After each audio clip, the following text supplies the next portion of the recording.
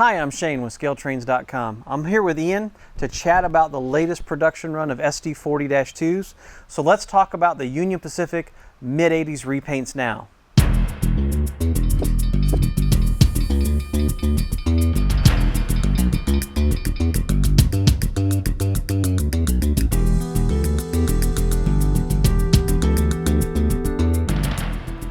So Ian, let's talk about the Union Pacific locomotives, and these are mid-1980s repaints, so they're going to look a little bit different than the previous version that we offered.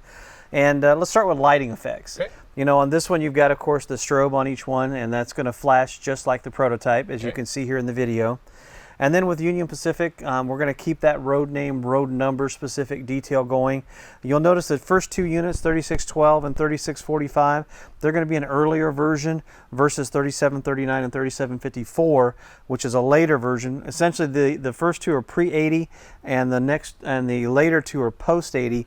And the really big difference here, as we look down on the locomotive, you'll see that there's a much wider cabinet or a bulge here where the exhaust is at. And that's called a silencer exhaust, helps keep the noise level down. And then one of the really big differences on the first two, you can see down in and you can see the fan blades. On the later two, these have Q fans. So once again, to reduce that noise, you really can't see down in like you can on the early versions. So that's what really makes those two pretty unique. And then some other little things that happens. You know, if you look up here on the nose, you'll notice gray grab irons on three of them. 3645 has white grab irons. When we look at the back of the two, pretty unique. 3612 and 3739 have a number board back there with different fonts on them. But like on 3645 and 54, the number boards have been plated over, or blanked out, I should say, and the number board is just, or the numbers are just painted on the back. So a little bit different between those, gives you a little bit of style variation as you look at the two. And I think that highlights most of the unique stuff. Anything you recall that jumps out at you? The only other thing that I wanted to mention is the snow plow, or actually the plow, excuse me, in the front that has new hooks on it, or the grab irons actually pull the plow off like it would be on the prototype. So that's something new we started. Yeah, that's a new feature that we just started. And I think on the UPs, do they all have that feature? I believe so. At least on two of them, it has the hooks on there on the front. So another neat thing that we continue to do is we try to make sure that the models are as accurate as possible. And keep in with the whole SD40-2 series of standard features that you can expect on all of our SD40-2s. You know, the section tread plate detail, which has never been done before. See-through steps. You've got all the frame rail plumbing up underneath the sill.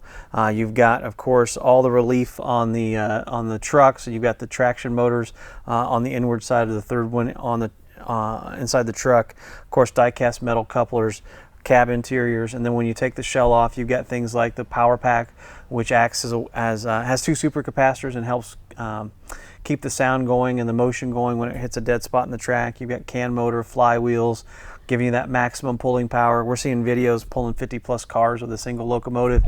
And then, of course, if you've got the DCC and sound version, you've got two sugar cube speakers, give you good bass, good treble, and a myriad of other features, which, of course, are all listed on our website. So, Ian, as we wrap up this video, we want folks to stay tuned to the end so they can hear all the sounds, too. You'll be able to hear the bell, hear the horn, startup sequence, shutdown sequence, running through notch 8 and back down again. So all those are here at the very end of this video. As we close today, thank you so much for watching, and remember, with ScaleTrains.com Rivet counter locomotives, you will see and hear the difference.